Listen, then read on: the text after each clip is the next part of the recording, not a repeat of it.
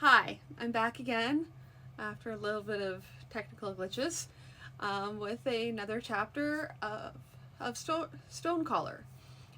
It is, I'm on chapter 4.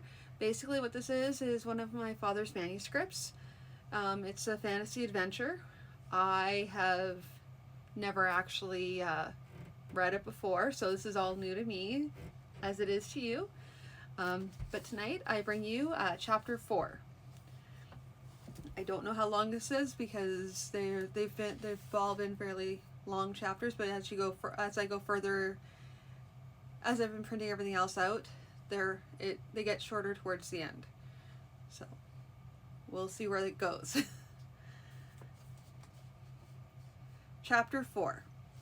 He couldn't be sure how long he was unconscious, but when he became aware of things again, the battle was in its final stages. The Gafrati, despite attempts to put troops into the gap left by the fleeing light infantry, were withdrawing up the hillside.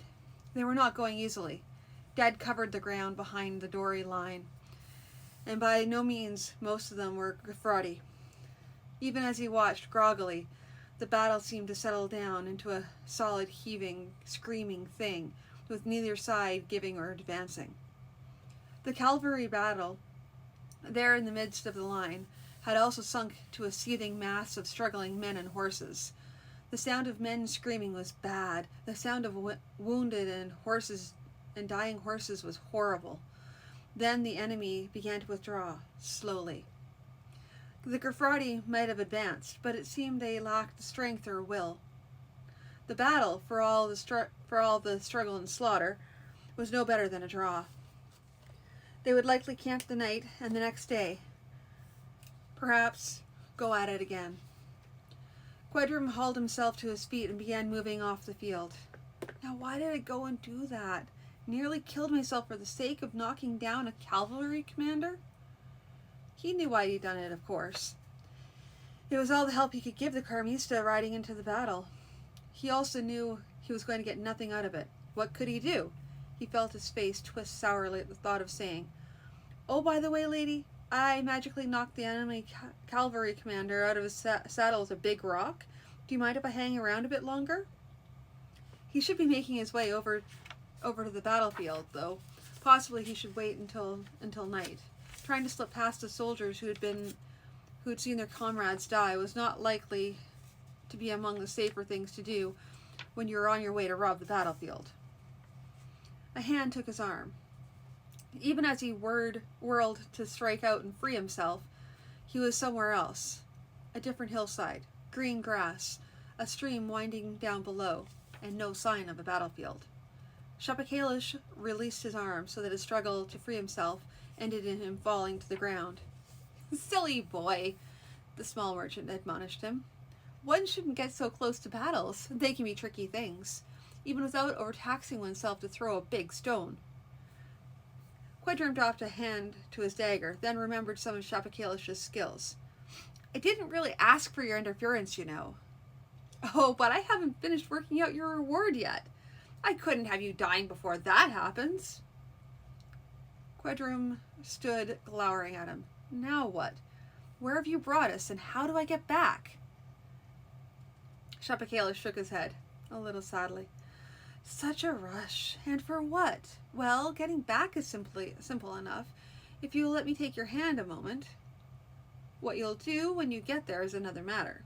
I'd strongly suggest you stay off the battlefield. It won't be safe, not until you've had a bit of rest. And even then, it won't be the best place to be." "Thank you for your warnings. I suppose I decide what's safe for me and what's not?" "Ah, well," said Shapakalish with a small sigh. "Someone will refuse to be warned. Here, let me take your arm, oh most recalcitrant slinger." A moment later they were back, not precisely on the battlefield, nor even under the berry bush where Quedrum had watched the fight, but, it seemed, some distance in the rear of the Gafrati camp, even behind the area where the camp followers bivouacked. "What's this?" Quedrum demanded. "We're a mile from the battlefield, and safer for it. Ask yourself if you'd prefer to do anything but rest, just this moment." Suddenly the little man was gone. Quedrum growled to himself, turned toward the battlefield, then decided against it. He found a place where he could get himself out of sight and sleep for the night, and sleep he did. Rumors abounded. They'd won, they'd lost, they were about to advance. Any moment now the order to retreat would come. The Dory had some magical 10-foot tall soldiers who couldn't be killed. Well, they could be killed, but only if a man happened to be a seventh son. The enemy commander, or Batlas himself, had been killed by an arrow, a javelin, a lightning bolt. No, he hadn't been killed, just hurt, and now he was going to use his magic to get even. The next day the army withdrew. This caused dismay among the camp followers. Leaving the enemy in possession of the field was an admission of defeat. On the other hand, even the camp followers knew the enemy had been fought to a standstill, and the enemy losses were surely no less horrific than the Gifrades. Any political ramifications of the victory or defeat had no consideration for camp followers. What worried them was the possibility the enemy would pursue, and that pursuit would overtake them. They were with their own army on sufferance. For the Dory, they would be an anathema. Any who could not keep up with the ox train and what protection the guards of the ox train could supply were doomed. Quedrum, wondering just how long that talisman of Shapakalish's would last, kept up quite well with the plot of oxen. Quedrum took note of the policy of the rear guard. Guatharin must be very confident no enemy were going to follow them. And a man could be taken dead relying on that kind of thinking, Quedrum. Watch for yourself. There was a contingent of slingers among the rear guard. That made sense. They could harry an enemy without having to move into any formation. A force of light horse backed them up. Troops who were also mobile, good enough to stand up in a fight, yet able to avoid being entangled in a melee and overrun. A horse came dashing up along their back trail. A dusty young fellow who had a rag around his upper right arm from yesterday's fight. From the speed Quedrum guessed, he was carrying bad news to whoever was commanding the rear guard. Sure enough, a messenger came shortly to the slinger's commander. Of course, Quedrum was not able to get close enough to hear what the messenger said, but the commander of the slingers shouted orders and his men began to push forward to take a place at the rear of the last of the ox carts. Quedrum found himself drifting along with them. No, it wasn't his fight, but he could help the slingers, or wait until the enemy overwhelmed them, and then use his few stones before they cut him down. Being with the slingers might not be much more safe, but it felt a little more so. The slingers noticed his presence, and some pushed him away. "You stay away, grave robber! Don't get in the way of real men!" An angry response would serve no purpose, and of course the slingers would feel that way towards someone of the sort he appeared to be. He pulled out his sling. "You let me try. I'll show you how well I can use this." The commander was a grizzled little man wearing a garment made of some sort of hide, with a hatchet stuck in the leather strip that made his belt. He gave Quedrum a quick look. "No time for foolishness. We have a fight coming up. I'll throw one stone, longer range than you'd bother with. If I bring down my man, you let me stay with you. I won't slow you into getting into action." The commander snorted. "Up the stakes one. You miss, I chop you down there and then for wasting my time. Still want to try?" The old eyes said clear as words that expected Quedrum to turn and go. "All right." "Huh? Your head? And if you don't do your shot in plenty of time for my boys to get into action, my hatchet's waiting." Quedrum gave him stare for stare. "And it'll stay waiting until it rusts." He picked out one of his special stones. With the practicing he'd done, he could likely use any stone at all, but he'd take no chances. The enemy were coming into view now, despite the dust. Light horse, of course, Quedrum noticed. They'd be best for harrying and wearing down a defense. Soon he could distinguish one person from another, though it was still an impossible distance for a sling. On they came. There was a constant winking on someone's head out there. most likely a helmet. Quedrim shrugged. "A good target as any. See that shining helmet there? Whoever it is, I'll bring him down." "Destroyer's teeth! I'll believe that when I see it. It's just, that's impossible distance, even for the best." Just a moment yet. Quedrim knew he could make the shot, but drawing attention for accuracy was one thing. Drawing attention for making an utterly impossible shot was a thing that might lead to trouble. At a point beyond reasonable range, but about right for what he wanted, he said, "Now!" He swung his sling 3 times around his head, then let go. The stone went faster than his eye could track it, and suddenly the man he aimed at fell from the saddle. "Not bad," allowed the grizzled commander. "You know how to take orders?" "I've done so before." The man eyed Quedrim again. "Huh. Well, you follow my orders. Move along when I say move. Stand when I say stand. Do the wrong thing, and I'll chop your more career-eaten butt, okay? Understand?" "Understand." The battle Quedrim had been wounded in had been one of the stand-up kind, slingers screening the main line of battle. This was something different. A fighting retreat, which meant continuous withdrawal. Endlessly flinging stones and pulling back. Even Quedrim knew, as much from talking to old soldiers as anything else, that they were not likely to prevent the attacking light horse from coming into contact. The slingers at last dropped back through a phalanx, which opened gaps in its ranks for them to pass through. They continued to throw stones over the heads of the phalanx. At the last moment, when the light horse were shying away from the sharp points of the phalanx pikes, the Kafradi light horse came up and took them in the flank, and the dory fled. The Kafradi light horse pursued only long enough to be sure the enemy were gone, then came trotting back. Quedrim was a little shocked to see Gwathrunan in charge of them. Even worse, the commander pushed his helmet up and back on his head for better vision, and came trotting over the commander of the slingers. Just one of those things, to give them a little encouragement. Quedrim knew how it went. Of course, there was Quedrim, in his once fancy suit, showing up like a flame among the hide-clad slingers. It was too much to hope Gwathrunan wouldn't notice him. "You there! What are you doing here?" "Helping to guard your arse, Lord Gwathrunan, sir." There was no sense in all in either trying to mollify the man or run from him. "You are you?" He turned to the commander of the slingers. "Belsando, how did this man come to be with your people?" Belsando was concerned with only one thing, not knowing anything of Quedrim's history. "Sir, he showed us a shot I'd have called impossible, so I'd let him join us. He's done well today. I'd need a fair, solid reason to let him go." He gave Gwathrunan a steady look that said Quedrim was one of his men now, to all the protection Belsando could give. After a moment of trading looks, Gwathrunan smiled. "Fine. Just be careful what sort of bets you make with him." He rode off. Belsando looked at Quedrim. "Doesn't like you." "No."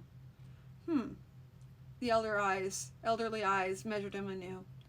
"Seems to me there was a story about some foreign slinger picking off a bowman off a rooftop when he was shooting at the lady. That'd be you?" Quedrim resolved to be very careful in his dealings with Belsando. This was not just some old man. From bits and pieces of nowhere clear evidence, the old slinger had come on the truth. It would. "So, what did you do next? Try to steal her silver dinner plates?" "No, nothing like that. Gwathrunan is suspicious. He asked around about me and found I was known for winning bets. When the army marched, he tossed me out." "So you followed along just to show him?" "Yes."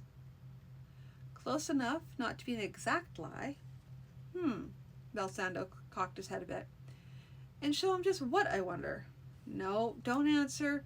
I need a good slinger more than I need to work through a whole raft of words just to find out what's true and what's feathered goats. Just one thing. Will you swear you mean no harm to Lord Gwathrunan?" "By the old woman's apron, I swear." It was even the truth. If he ever saw Lord Gwathdurin all alone, with no one around to say what happened, maybe. But the likes of him didn't talk publicly of killing lords. Belsando looked at him a moment longer. Right. You got enough ammunition? Some. I'll see what else I can find. This wasn't the territory to find much proper smooth sling stones, but there was always something. He thought it would try to call back his special stones, but that was quite a distance. All that way the army had pulled back. It wasn't likely he could do something like that and not be noticed. A man making long shots was one thing. A man calling his stones to come back to him was something else again. Most likely something scary enough to undo all the good he'd done for himself today. That, along with Gwathdurin's warning to Belsando, didn't make for easy living, nor much possibility of making money, whatever money might be made in an army making a retreat. Just get your butt out of the trouble you're in right now, Quedrum. He messed with the slingers that evening, his abilities and his actions that day having shown him worthy of their company. He was welcomed. Perhaps not warmly welcomed, but at least welcomed. The food was not good nor plentiful, but he'd known worse food from time to time. The next day was a repetition of the last. In the sense of what sort of fighting they did. The enemy this time were more cautious. They didn't really try to close with the slingers. The slinging was at extreme range. Quedrum tried to make every shot count, but also tried to avoid showing off. Most of his long shots were well within a slinger's normal range. He didn't do anything stupid like trying to miss. In a situation like this, the fellow you missed might well be the one to get close enough to put a spear in your guts. Given the sort of fighting that was going on, everyone was slinging stones in their own time. It was not likely anyone would notice that one person seldom missed. He tried, covertly, to pick up stones without touching them. Still, good slinging stones were rare, save that when the path of the army went over a stream bed or another place where there was plentiful gravel. He did make one small test, muttering an order to one of his stones to hit the target and return to him quietly in the evening. He spent much of that afternoon worrying about whether the stone might come back and land on his lap in the middle of supper, requiring more explaining than he wanted to do. As a matter of fact, it did exactly what he'd have told it if he'd been going alongside it but whispering into the ears it didn't have. As he was wrapping himself in his blanket and preparing for sleep, he felt a single light tap on his shoulder, and his hand went for his dagger. In the darkness, he could see nothing further than a few feet away. Something was on his knee, but there's no sign of any human anywhere. He reached out carefully and touched the stone. Well done, he muttered to it, softly enough not to be heard at any distance. I suppose I ought to have commanded you to return quietly, but not to scare me out of my skin. He started off the next morning with his bad knee a little stiff. He wondered how long the little merchant's talisman would hold up. He'd never asked Quedrum to pay for it, and on the basis that you got what you paid for, and then, if only you were careful about it, how good could a free talisman be? He wished he'd made one of his own to have in reserve, one he knew would work. The stiffness worked its way out by midway through the morning, and there wasn't really time to fret over it. For one thing, the enemy tried to catch them by surprise before they were on the move. It didn't work out as well as the enemy had hoped. Gwathdurin, though he might have been irascible and suspicious of strangers, apparently knew his way around a battlefield. Or perhaps, Quedrum reflected, it's that suspicious nature that puts him on guard. There was still a vicious bit of fighting, some of which he saw the slingers hand-to-hand with a light infantry force. The slingers, they carried little in the way of armor or weapons, avoided hand-to-hand.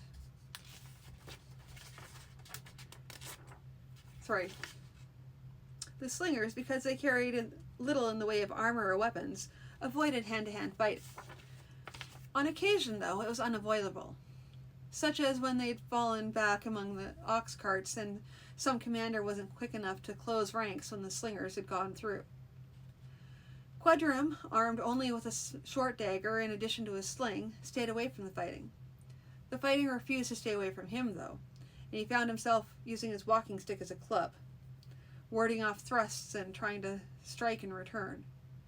And you thought you'd be safer with the slingers than walking among the camp followers? Gwythneren came to the rescue with a scratch band of horsemen taken from the main fight and roaring curses as he laid about him with a broken spear shaft. He seemed oblivious to the personal danger, and that seemed to protect him, for he came through with only a few scratches and nicks on his right arm. As if it were fated, his eye fell on Quedrim, who had taken a few nicks of his own. No betting game this, is it? Nettled, Quedrim drew himself up. 5 silvers to survive as long as you. The commander pushed his helmet up and back, and looked Quedrim over. You have guts, don't you? Be careful. Your own side can be enemies if you press them too hard. He rode away. Because Quedrim had been paying more attention to the enemy than to the country, he didn't realize at once they weren't headed straight back to the city of Higfrid. In fact, he found out when one evening after supper, some other slingers were discussing where they might be going. The consensus had been they were headed off into the hills somewhere, but no one knew, however much they claimed to, just where in the hills. Everyone knew that some of Anna Vristi's lords and holdings in the hills, most of them quite defensible. Quedrim, stunned, said aloud, We're not heading back to the city? One of the company, a fair-haired young fellow, on his first campaign sneered. Don't pay attention, do you? We were beat back there, for all we stayed a night on the battlefield. They say those magic warriors of Batlas, they did a fair job in our lot. I heard about half the rest deserted overnight. So if we do a fighting retreat back to the city, we come there battered and beaten to a city not ready for a siege. So the sensible thing is to head for the hills and hide out until we can get another army together. I see. Quedrim did see. He suspected that rumor increased the size of their losses, and fueled by the indisputable fact they were retreating, had made their situation look worse than it was. Still, he didn't really see himself marching off into the hills. Cities were where he belonged. The Arndal Hills were far back in his past, and he had no desire for that sort of life any longer. On the other hand, he had no real idea of the country. Did he want to go overland in hope of finding a city? Preferably not Higfrid, which was about to be under siege. No, the hills were not what he wanted, but it seemed a short stay in the hills would be better than any alternative he could discover.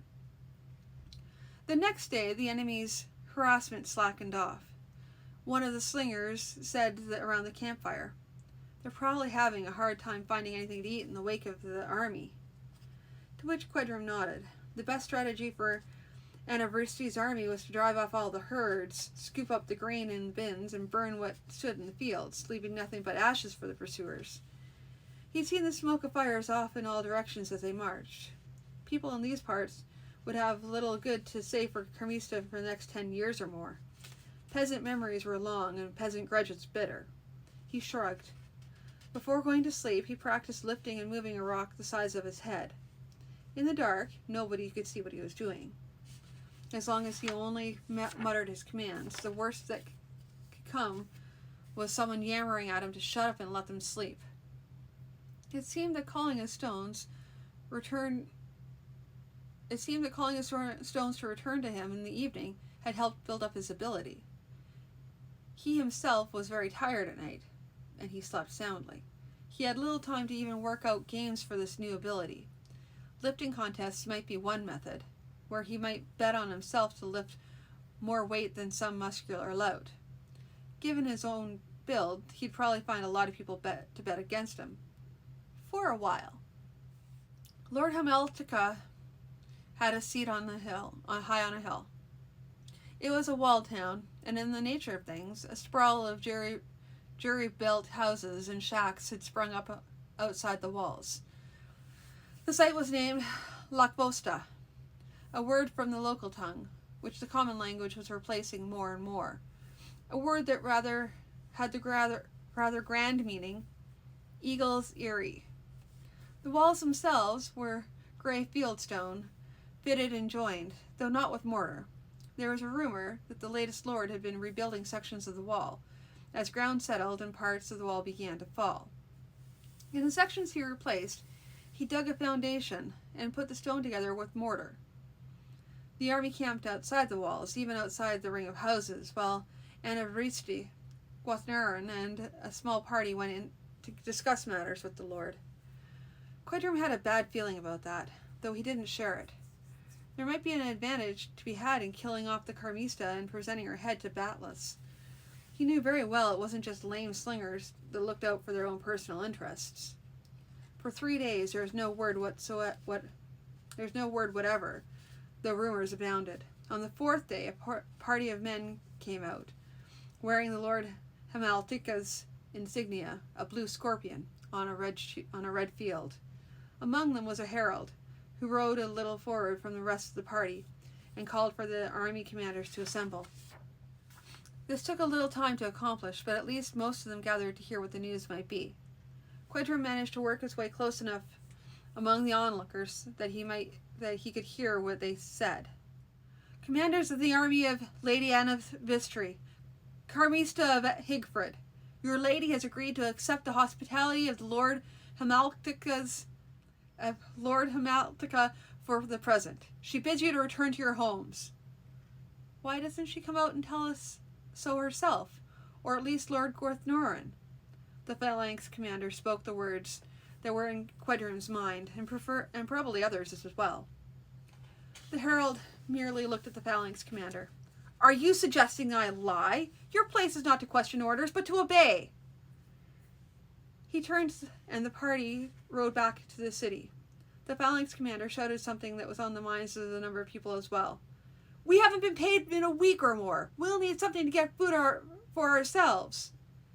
The herald neither turned nor answered.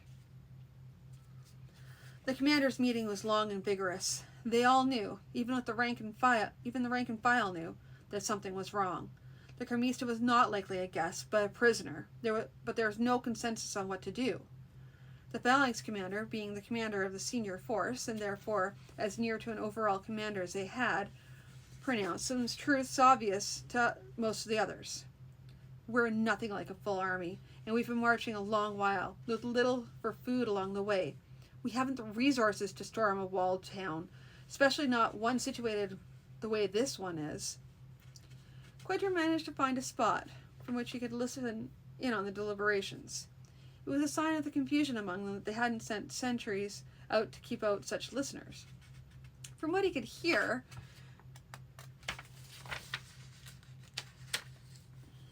they were on the point of deciding not to decide. Such a non-decision would have the army sooner or later wandering off in bits and pieces, until what was left could hardly do anything useful here.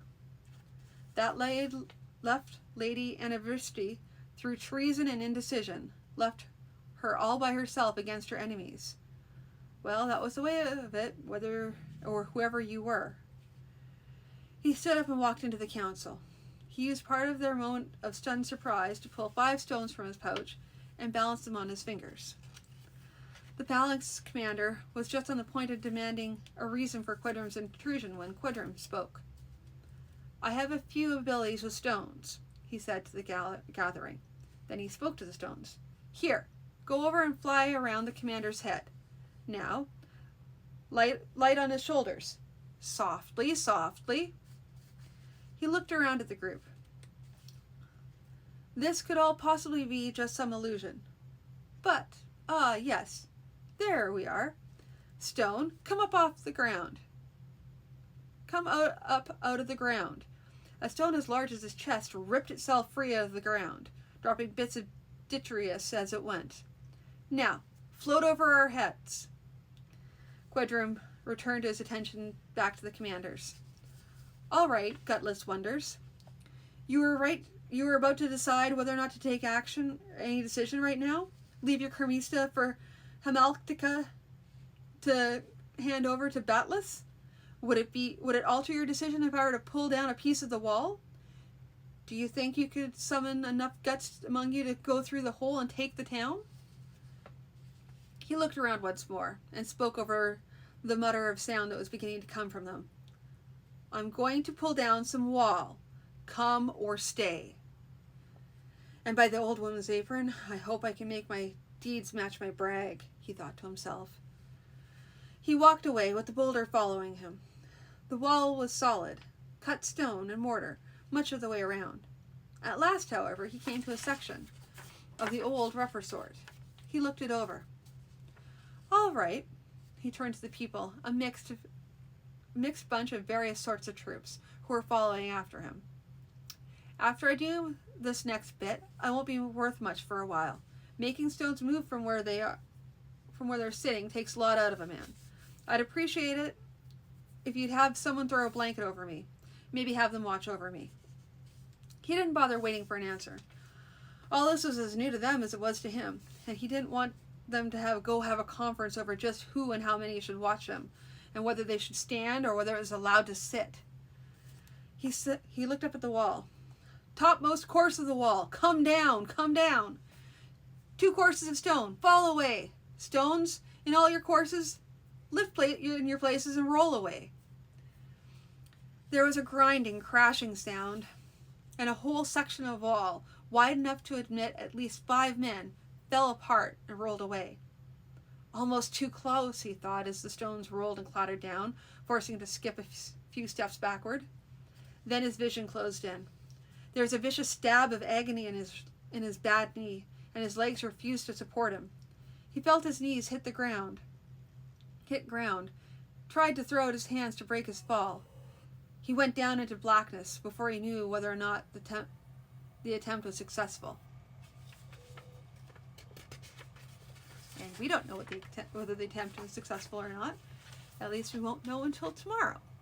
So, have a good night, everybody, and I'll talk to you all tomorrow where we find out what's going to happen.